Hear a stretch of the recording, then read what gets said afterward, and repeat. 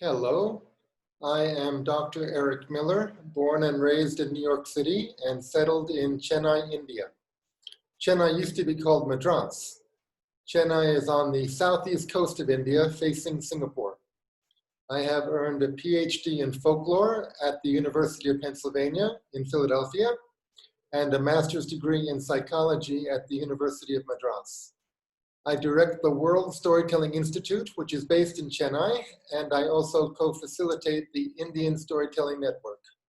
If you Google these organization names, the World Storytelling Institute and the Indian Storytelling Network, you will find the websites. I am honored to have been invited to say a few words regarding the Our Stories Virtual Festival, which is being presented by the Asian Arts and Culture Center of the College of Fine Arts and Communication, Towson University in Towson, Maryland. I believe I have been invited to say these words because when I learned that the Asian Arts and Culture Center was going to be holding a virtual festival that would include storytelling, I passed the word on to members of the Indian Storytelling Network. We have about 110 members, and now a number of our members are telling stories in the virtual festival. You might ask, what is going on here? Why is a New Yorker directing a World Storytelling Institute that is based in India, and why is such a person co-facilitating the Indian Storytelling Network? Well, as a college student, about 43 years ago, I decided I wanted to live in a country that had an ancient culture, rich with stories and ways of telling stories. I chose India, and I chose the South Indian state of Tamil Nadu because of its story, The Epic of the Ankle Bracelet. You see, a religion professor of mine at Oberlin College suggested that I read the story in English translation, and I just became entranced with the story, and I had to live in the land of that story. But that is a story for another day.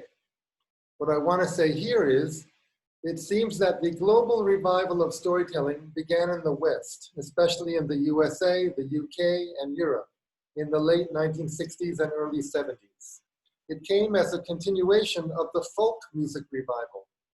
The global revival of storytelling was also related to the women's movement and feminism, because many of the tellers were women, and many of the stories they told were about goddesses, goddesses of the ancient past. At least for some of the Western women, the goddesses were from the ancient past. And these goddesses were now coming to the minds of the Western women as models of empowerment. Now, by the late 1960s, in many middle-class homes in the USA, there was suddenly a colored television in every room, and people had begun living as nuclear families. But some people said, no, we've got to get back to our roots, to our communities, back to nature. And the storytelling revival began.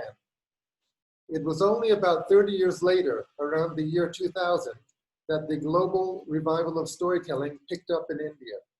By then, multiple TVs, color TVs in homes, and the nuclear family had also arrived here in full force. Geeta Ramanujam began storytelling work around that time. She and the organization she directs, Katalaya, the House of Stories, are based in Bangalore. Geeta is the senior leader of the storytelling revival in India. In the state in which I live, Tamil Nadu, Jiva Raghunath is the senior leader of the movement. Both Geeta and Jiva tell and teach in both English and their regional language, which for Geeta is Kannada and for Jiva is Tamil. I co-founded the World Storytelling Institute in Chennai in 2007, and Geeta Ramanujam and I co-founded the Indian Storytelling Network in 2011. I'm a bit of a scholar, but these days I'm primarily a trainer and a coach of people who are becoming professional storytellers.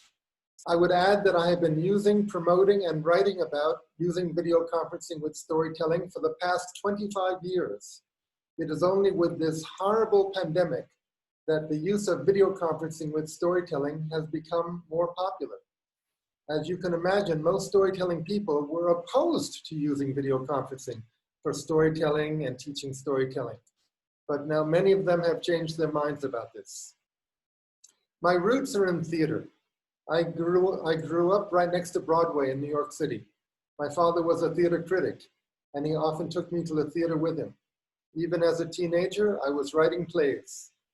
Then I discovered there was such a thing as professional storytelling, and I began studying with one of the founders of the Global Revival, Laura Sims of New York City, who is still working there. So now I, in Chennai, am in the position of being able to share some of my background as a theater and storytelling worker with people in India. Many of these Indian people have become interested in the human and cultural sides of things, even though many people here still aspire to work in fields such as engineering, medicine, computers, fields that involve numbers. Some Indian people are discovering that technical and technological careers are not fully satisfying for them, so they are turning to storytelling to help liven things up a bit. In conclusion then, again, it has been a delight and honor to help bring together the Asian Arts and Culture Center and members of the Indian Storytelling Network. I hope this kind of working together only increases in the future. Thank you very much, and please enjoy the Our Story Festival.